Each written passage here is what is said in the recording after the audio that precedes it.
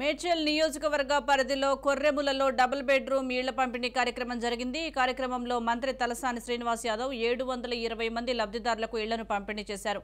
పార్టీలకు అతీతంగా 10,000 కోట్ల రూపాయల వ్యయంతో డబుల్ బెడ్రూమ్ ఇళ్ల పంపిణీ చేశామని మంత్రి తలసాని అన్నారు।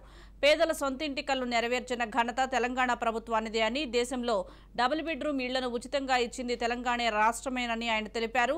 సొంతింటి కల నెరవేరడంతో భావోద్వేగానికి లోనైన పలువురు లబ్ధిదారులతో మాట్లాడి మంత్రి సంతోషం వ్యక్తం చేశారు।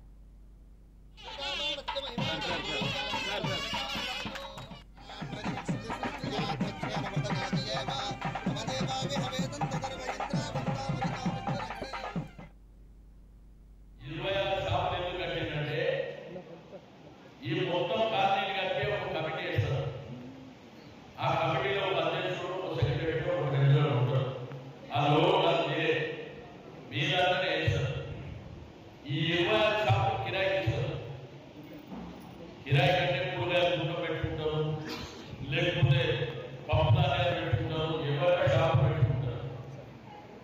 ఆ కిరాయితోనే ఇవన్నీ మెయింటెనెన్స్ లిఫ్టులు కావచ్చు, లేకపోతే స్వీపర్లు మూసేవాళ్ళు కావచ్చు, ఆ కిరాయిలని ఆ కమిటీ అకౌంట్లో వస్తాయి। ఆ డబ్బులు తెలుగులో కూడా జోబులకి ₹1 ఇవ్వాల్సిన అవసరం లేదు। అంటే ముఖ్యమంత్రి గారు ఆలోచన ఎక్కడ రాకుందో దీన్ని బట్టి మీరు అర్థం చేసుకోండి।